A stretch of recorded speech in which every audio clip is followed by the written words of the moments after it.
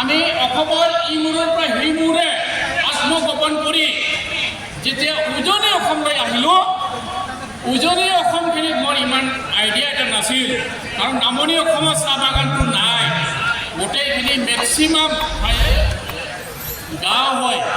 আমি তাতে খেতি বাতি কৰিয়ে জীৱন নিৰ্বাহ কৰোঁ।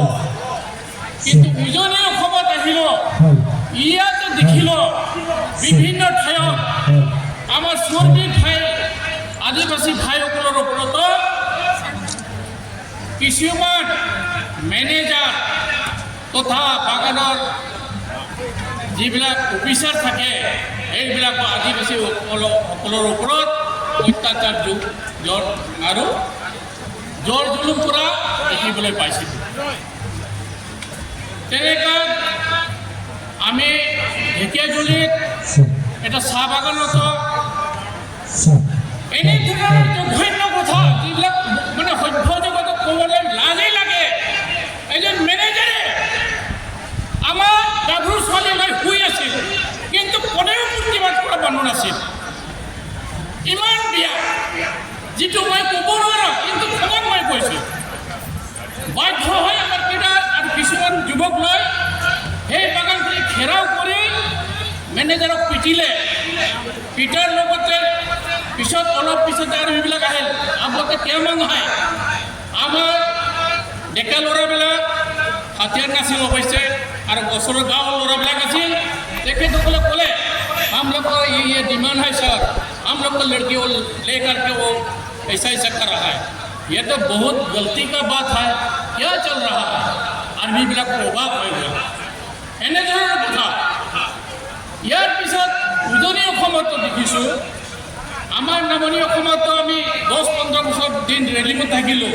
উজনি অসমৰ আদিবাসী যিখিনি আছে, মূলতঃ চাহ বাগিচাখিনি যিখিনি আদিবিলাক আছে, সিহঁতৰ অৱস্থাও অতি শোচনীয়ভাৱে দেখা পালোঁ। মই চিন্তা কৰোঁ কি যে অসমৰ আদিবাসী অৱস্থাটো ইমানেই বেয়া। তাৰপিছত আমিতো চৰকাৰৰ লগত যুদ্ধবিলাক চলাই আছোঁ বুলি বাৰু দিলে। ইয়াৰ পিছত আকৌ আমাৰ লগতে আকৌ নতুন নতুন সংগঠনবিলাক গঢ়ি উঠিলে। ইহঁতেও যুদ্ধ আৰম্ভ কৰি দিলে, সংগ্ৰাম আৰম্ভ কৰি দিলে নিজৰ স্বগোষ্ঠী বাচিবৰ কাৰণে চৰকাৰৰ বিৰোধে। 8 বছৰ দিন সংগ্ৰাম কৰাৰ পিছতে আমি 2004 15 আগষ্টত অসম চৰকাৰৰ লগত বিৰছা কমাণ্ড ফৰ্চত যুদ্ধ বিৰতি হ'ল। আৰু এই যুদ্ধ বিৰতি হোৱাৰ পিছত ধাৰাসাৰ আলোচনাৰ পিছত আলোচনা কৰি আছিলোঁ, কিন্তু আলোচনা কোনো অগ্ৰগতি পোৱা নাছিল। কাৰণ তেতিয়া কংগ্ৰেছ চৰকাৰে কেৱল আলোচনাৰ নামত আলোচনা কৰি আমাৰ অকল সময়টোহে পাৰ কৰি আছিল, নিজৰ ফাইদাটোহে লুটি আছিল।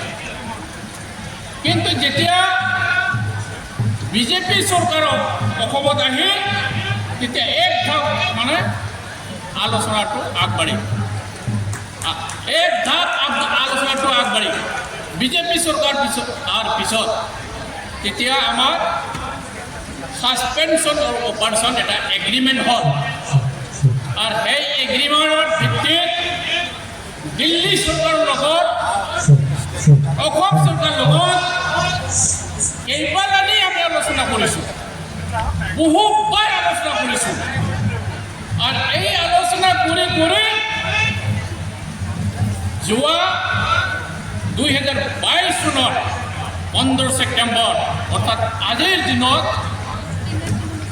অসম চৰকাৰ, দিল্লী চৰকাৰ আৰু এই আদিবাসী সংগঠনৰ মাজত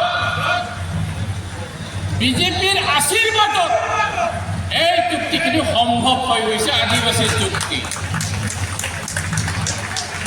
ঐতিহাসিক আদিবাসী চুক্তি। গতিকে বিজেপি চৰকাৰক, দিল্লী চৰকাৰক, ডক্টৰ হিমন্ত বিশ্ব শৰ্মা ছাৰক আৰু নৰেন্দ্ৰ মোদী ছাৰক আৰু গৃহমন্ত্ৰী অমিত শ্বাহ ছাৰক আমি ধন্যবাদ দিবই লাগিব এই আদিবাসী চুক্তিটোৰ কাৰণে। ইয়াৰ বাহিৰে আগৰ যিখিনি চৰকাৰ আছিল গোটেইখিনি চৰকাৰে আমাক মিছাৰ প্ৰতিশ্ৰুতিৰে উপচাই পেলাই আমাক ঠগি আছিল। কিন্তু চৰকাৰে বোলে প্ৰতিশ্ৰুতিটো পূৰণ কৰা নাছিল। কিন্তু এই চৰকাৰে প্ৰতিশ্ৰুতিটো পূৰণ কৰিছে আৰু চুক্তিও কৰিছে।